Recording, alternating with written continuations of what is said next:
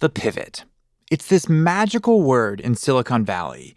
You try something, it doesn't work, and instead of trying to make it work, you ditch it. Make a giant change to the business and never look back. Today, however, the investors are more interested in what came before the pivot and how that could weigh this business down. We'll see if entrepreneur Jen Saxton can convince them that the mistakes of her past won't come back to haunt her. From Gimlet, this is The Pitch. I'm Josh Muccio. Today's investors are... I'm Phil Nadell. Phil built companies that sold for hundreds of millions of dollars. Now he manages Forefront Venture Partners, one of the largest syndicates on AngelList. I'm Jillian Manis. Jillian is a partner at Structure Capital, where they've invested $98 million in high-profile startups like Uber. I'm Sarah Downey. Sarah's a partner at Accomplice, where they've invested $600 million in over 200 startups so far. One example, a company called DraftKings. I'm Michael Hyatt. Michael built and sold 2 software companies for over $500 million. And now he invests for himself. I'm Charles Hudson.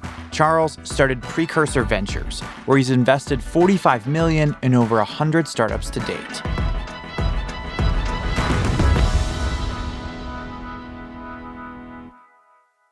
All right, on with the pitch.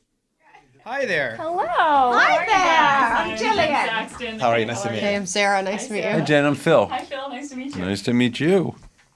All right. When I was 5 years old, I was in a car accident, sitting in the front seat of my dad's car wearing just the seatbelt when someone T-boned us, right on my side of the car. Fortunately, I was uninjured, but I was one of the lucky ones. As many as 43% of children who die in car accidents were improperly restrained, and as many as 95% of child's car seats are used incorrectly. First-time parents know this problem all too well. You pick out a shiny new car seat for your shiny new baby, but when you go to install the car seat, oh man, you would not believe how infuriatingly difficult the dang things are to work with. But Jen says her business, Tot Squad, has a solution. So live now on Amazon, when you buy a car seat, it asks if you would like to add the professional installation. We have hundreds of car seat installers already all over the country. We did about $500,000 in sales last year, and we've already doubled that year to date versus last year. I've previously raised about $2.5 million, and I'm seeking $1 million now. I would love to work with a number of you guys in this room, and really excited to tell you more about the business. Are you saying that people don't know how to put in their car seat at all? Like, this is a big problem? Yeah, 95% are used incorrectly. Do you have any demo to show us or Yeah, any I was just pictures going to there? show you Show us your exactly phone how to here. book it on Amazon. So do you just want to search? You can search any car seat. Look, It's car primed- seat. Yes. Okay. I'm looking at your phone. There's a car seat. Okay. Michael picks out his favorite car seat from the selection on Amazon. And because they're in New York City, an additional option appears just above the click to buy button that says Add Installation. When you click it, Tot Squad will send someone to you who will crawl into the backseat of your car and show you how to install the car seat the right way. Okay, for $89. Yes. It says here, installation for customers. $89 to install the car seat? So the price varies by market. We're testing different price points right now. So we So, raised the like, price in New York what- City. It seems like a lot of money to put a car seat in. Yeah, so most of the price point we're targeting is $50 to $60 range. Like I said, in New York City, everything is more expensive. So, we're What gonna raise it. percentage of the people who buy car seats actually then opt into this? So this service just went live a few weeks ago, and unfortunately, Amazon won't share that information with us about what the conversion rate is out of the total number of purchases. But the reality is, if we get 1% of middle and high income millennial moms that are purchasing items, our addressable market or like annual sales would be $126 million. What percent goes to Amazon? So the unit economics on a purchase, so $80 is kind of the standard number I use. $80, Amazon gets 20% of that. So we pay them $16. We pay the car seat installer $25. So that's $41 out of the $80 are paid out. And then we keep roughly 50% just to do the customer service, And etc. what are the partners you're working with other than Amazon? So I literally 2 days ago signed the Walmart contract, which is so exciting. Thank you. Walmart kept telling me over and over and over again, we just want to offer this service to our customers. We don't care if we we make any money on it. But we know that customers want this. Right. And Walmart's rolling it out to everyone. Yep. It'll be available. Well, for so you. we control which zip codes it shows up in. We have about 500 car seat installers all over the country, but then we also just launched virtual car seat checks. So we're playing into the telehealth movement. So if you're in the hospital parking lot, baby arrived early, we will walk you through how to install your car seat over video chat. How do And what's you the ensure that liability? it works? Yeah. And what's the liability on you? So, I mean, I guess I believe that any issue is insurable, right? Our insurance is very hard to get. It's a huge barrier to entry to keep people from copying us, and it's very expensive. But I think that we have a great crisis PR plan in place should an accident happen. And I have been working in this business, in this like space for going on close to 8 or 9 years now. And knock on wood, there has never been any sort of incident other than parents who have been in a car accident literally after driving away from having their car seat installed and the kid was uninjured. So that was the best Yelp review we ever got. Oh. Is it just car seat installation that's what I was services So that's today? all that's live right now on Amazon. So that's really our use of funds for our upcoming raise is we want to start adding these other baby service categories. If you think about lactation consultants, they're mostly a mom who breastfed, became passionate about it, got certified, but she's still primarily a mom and she wants to make money doing what she's passionate about, but she doesn't know how to run a business. So if we can aggregate all of these highly fragmented providers from all over the country and all of these different baby service categories and become the one-stop shop where parents can find all of these service providers, it's just a really, really exciting Is opportunity. lactation consultant the second one you'll Yeah, attach? what's So the next categories we want to launch are baby proofing, lactation, and sleep consultants. Those are huge. Absolutely. Lactation and sleep consultants are huge. It's amazing how many children don't latch. It's crazy. I know. I have a 9-month-old, so I've been researching this. We told you that before. Michael's having a baby, just so that's you know. amazing. I'm Congratulations. Yeah. And Michael's one question to me was, do I have to feed him? Like, when do I have to feed him? And I'm thinking to myself, wow, That's a wild ride, like, this is so- not a puppy, Michael. Now that Jillian's properly thrown Michael under the bus, we can move on. But behind the banter are 5 investors who see a problem that, if solved, could grow up to be a big business. But the company is 5 years old at this point, and they've already raised $2.5 million. And to Michael, for all that time and money, her baby business shouldn't still be teething. What did you do with $2.5 million? So the original business concept, the vision I was pursuing initially was really to be the geek squad of the baby industry. So when you go into Best Buy and you buy a laptop, at the cash register, they say, would you like to add the service package? Services kind of have to be sold in that fashion along with a product. So we actually have kind of Geek Squad style service centers that are now open in 10 cities inside Bye Bye Baby stores.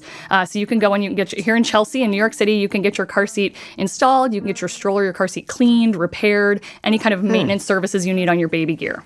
That's actually You're Is in that 10 part of your stores? business today? Yes, it is. So unfortunately, we've just had some challenges working with the retailer because basically in November 2014, I really realized this vision to become the Geek Squad and got buy-in from the president of Bye Bye Baby that they believed in this concept of having these service centers inside the stores. And they put us through 3.5 years of pilots, like death by 1,000 pilots. Ouch. wow. And in that period, so last March, we finally got the service center in Chelsea open. And so right now in Chelsea, when we got that service center open, it's a 2-story store. You're walking out of the store with your stroller or your car seat.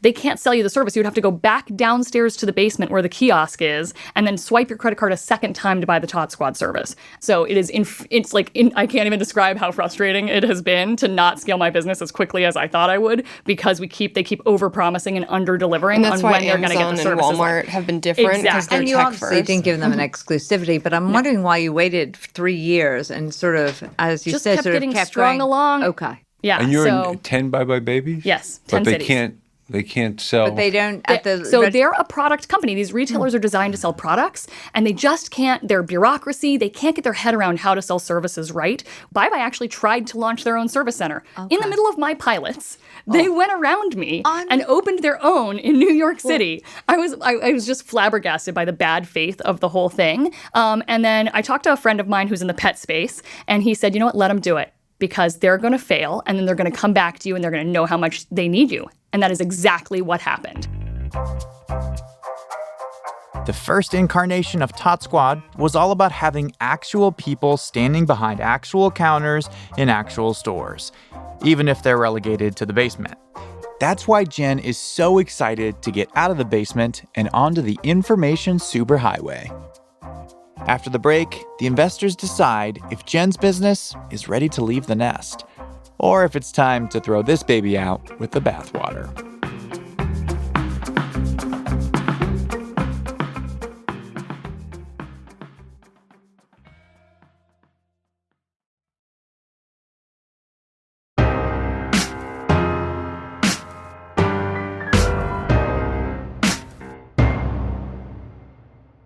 Welcome back. Pivots are an important part of the way Silicon Valley works.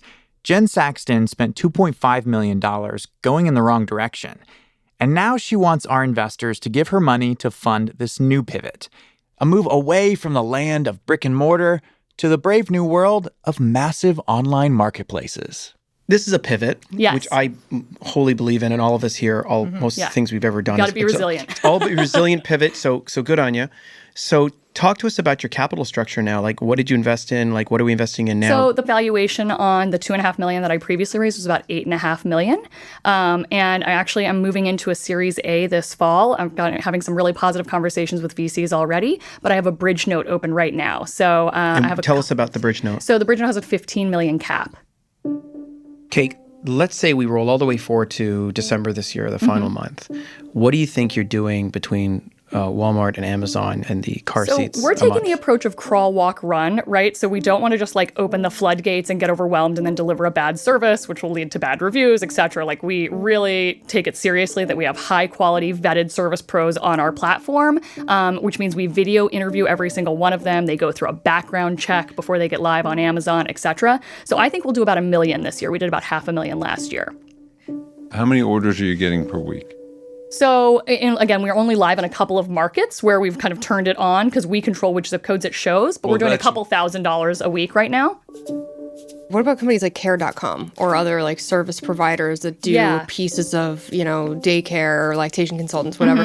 What's your take on them? And there's a lot of folks that are targeting like a single service category, like resale of baby gear or childcare or kids activities. But there's nobody who's kind of taking all of these disaggregated, fragmented service pros and then aggregating them to where you can find multiple categories in one place. So that's really what we're focused on, is being the one-stop shop. So I haven't really talked about the real strategy here. We know so much about our customers. So we've serviced over 50,000 customers already. When we install a car seat, we not only know your general demographics and contact information, we know your due date or your kid's age, height, weight, name, your vehicle make and model, your brand of your car seat and your stroller.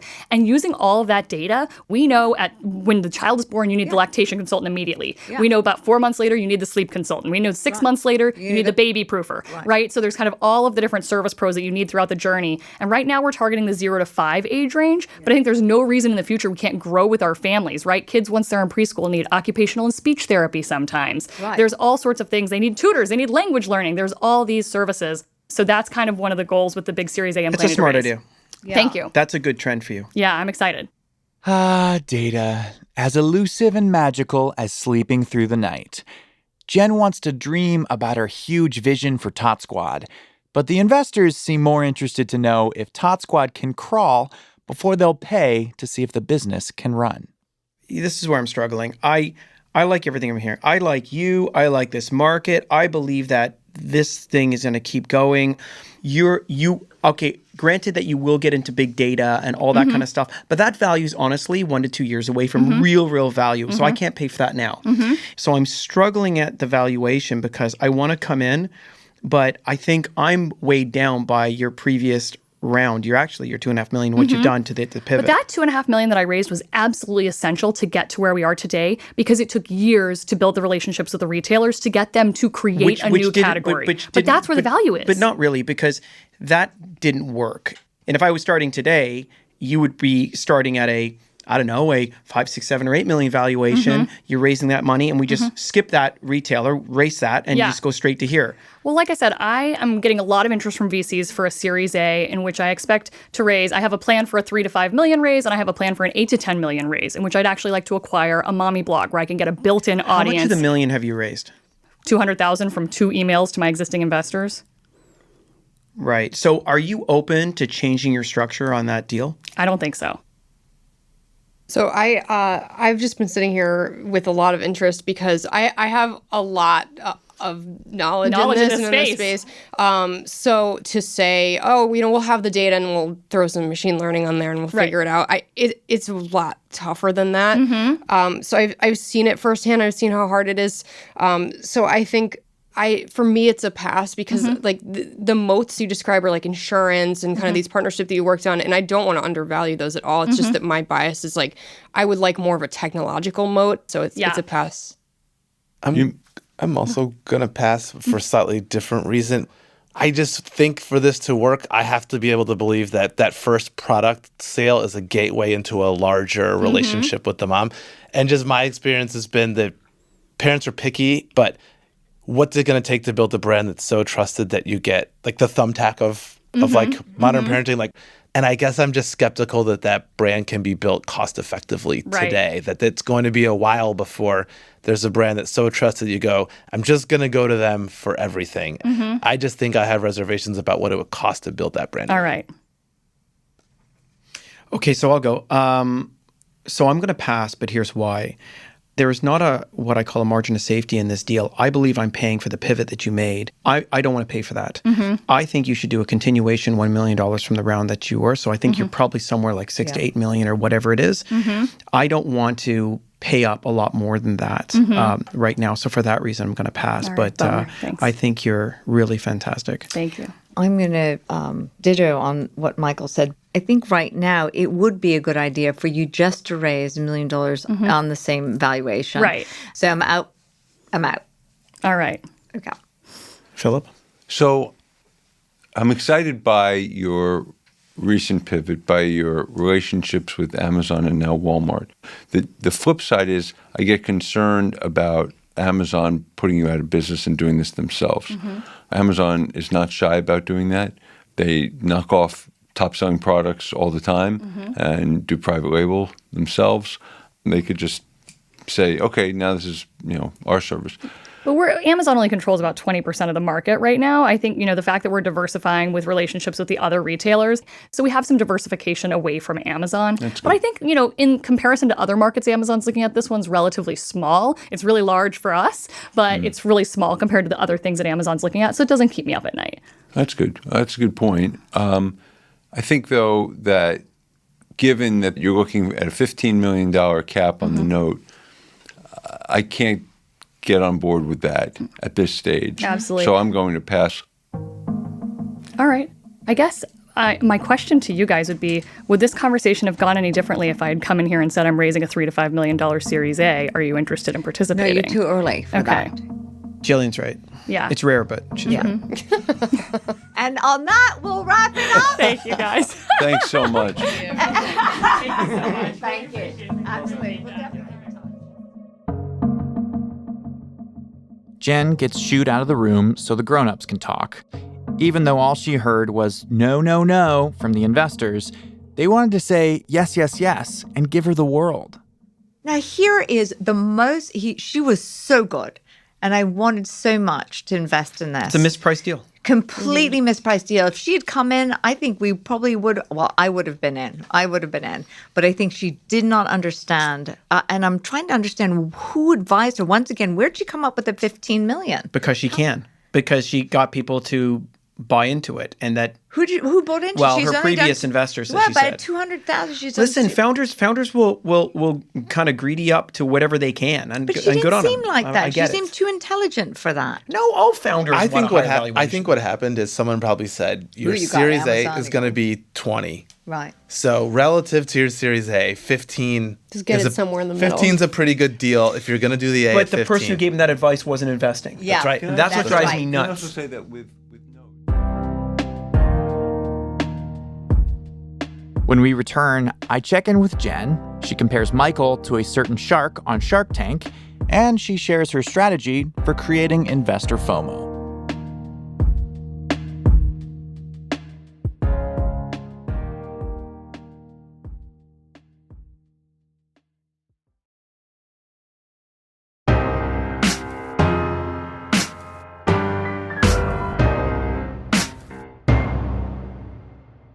Welcome back. Jen Saxton laid out a pretty good pitch for investors, but she couldn't close a deal because investors didn't want to pony up for the mistakes of her past. And Jen wasn't really willing to lower the price to accommodate. 2 months went by, and I called Jen to see how she was holding up. I remember when I left the pitch feeling a little disappointed that I didn't get a deal, but at the same time, not devastated. And when I filmed Shark Tank a few years ago, my episode never aired, I was in the same situation. It was like, yeah, I've got this offer, but it's just not that good of an offer. And I know I've got other options. I'm not one of those people coming on the show who's mortgaged my house and have no other options except for the money from these people in this room. And I didn't need to kind of lower my valuation to close a deal. Yeah. On our show, the investors, they felt like they were paying for this new pivot. And Michael asked specifically if you'd be open to changing the structure on the deal. What did you take that to mean when he said changing the structure of the deal? Well, I knew that he meant, will you lower the valuation? And I really liked Michael. I know that sometimes people kind of perceive him as the Mr. Wonderful of the pitch. But I really liked him. Like, I thought there was a chance that him and I would work together. Because I thought that we really had a good chemistry. I appreciate his candor. Absolutely. And I didn't find him to be antagonistic. Actually, it's funny. When I went on Shark Tank, Mr. Wonderful also loved me. So maybe it's some weird thing I have going. I don't know. That's a thing. I've got that vibe. I don't know. And so when Michael asked Jen if she would change the structure of the deal, she knew exactly what to do. Just say no. But it takes a lot of self-confidence to stand your ground in a moment like that. That confidence is something Jen acquired with a bit of help.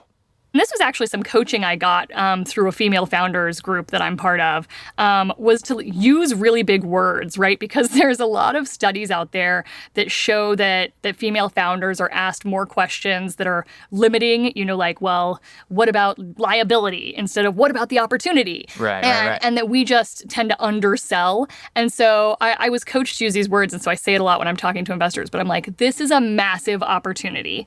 And it is inevitable that somebody is going to build a marketplace in the baby services industry. It's inevitable. Are you finding that the VCs that you're talking to now have no issue with the valuation that you named of $15 million? Do you feel like it's actually attainable?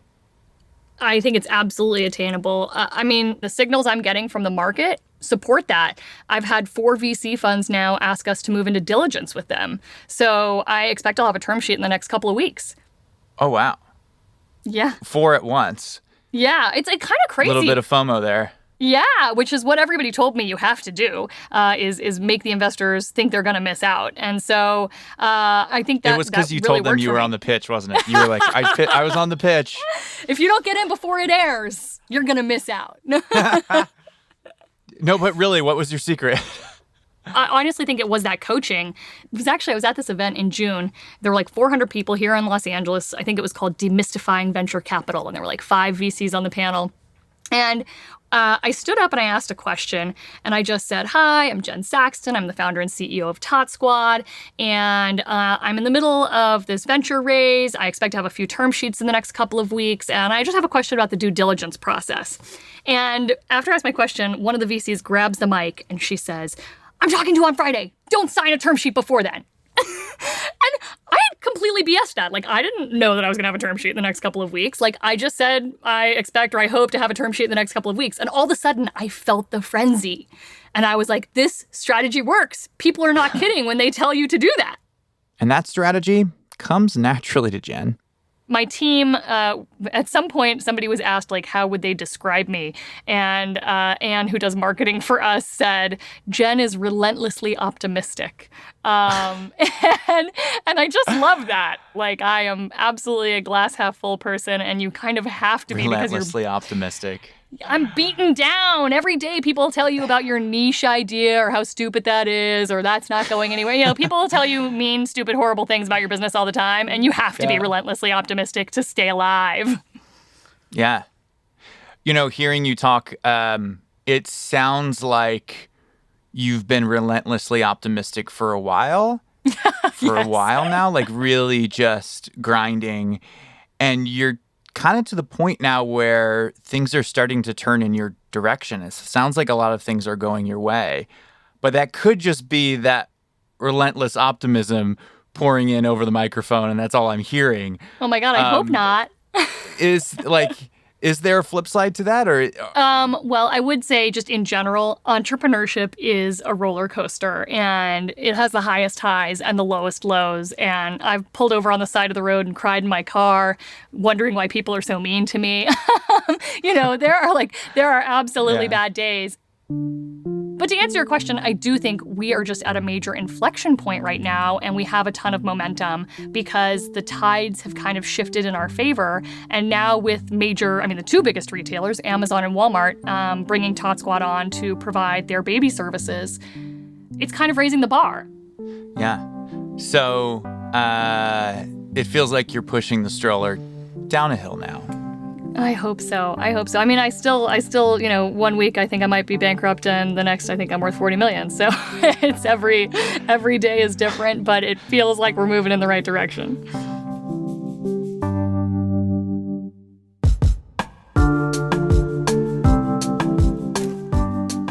Jen told me she's still pitching VCs and expects to see a term sheet from one of them anytime now.